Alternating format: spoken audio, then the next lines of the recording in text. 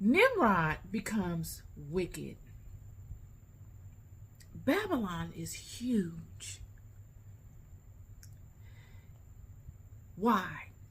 Because it is out of Babylon that all of the secret societies, all of the wickedness of this world has been birthed. All of it came out of Babylon. Babylon perfected the wicked science.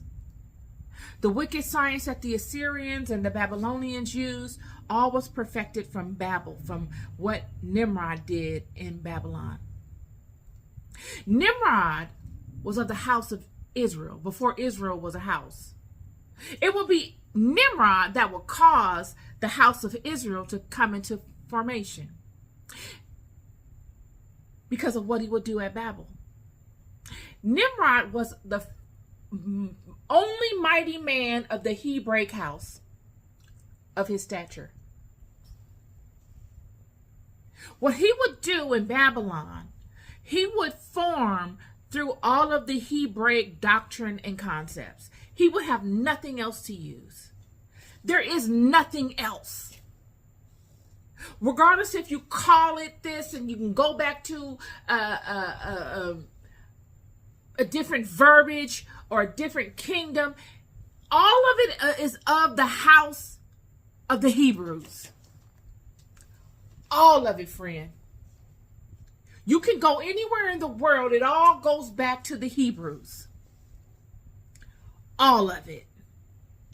Nimrod is building his foundation from the Hebraic house. Why? Because he's a Hebrew. It's all he knows. There's nothing else. And he's building it off of a very powerful, mystical science that has gone deeply underground. But he knew it. You see, these skins would lend Nimrod spiritual power and insight that you just couldn't get any other way. It was through these skins that Nimrod was made powerful and great. It was through these skins that Nimrod was able to ascend into advanced states of being, mentally and spiritually. It was through these skins of Adam and Eve. It was through these skins of Adam and Eve that allowed Enoch levels of ascension as well.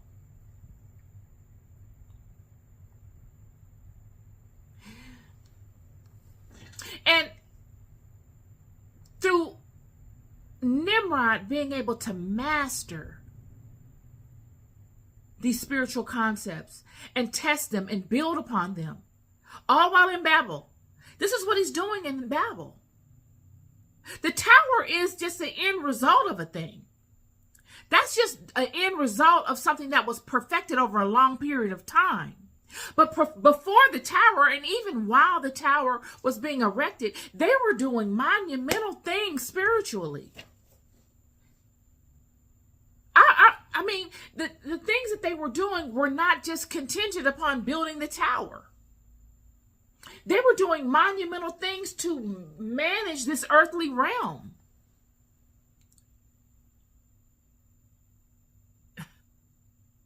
And they had reached a certain level of perfection at it. That once you get to that 12 o'clock hour, what happens? Like I always say, the descent comes. Now the convoluted nature begins to show itself. But what if we mix it with this? And what if we do it with that? And what if we do it with this? Because we've already maxed out in doing it this way. Let's start to try it this way and that way. What we find is that the Apocrypha, neither through the Bible, convey exactly what turned Nimrod. Nothing, you don't see exactly what it was that turned him. But what we see is that he goes from being righteous and supportive of the children of Noah to now turning the people so that they worship idols. I saw somewhere on social media where someone had conveyed that Nimrod is Baal, and that Nimrod is Osiris, and Nimrod is all these other Gilgamesh and all these other renowned people of old. And I don't know if I agree. Nimrod is Nimrod.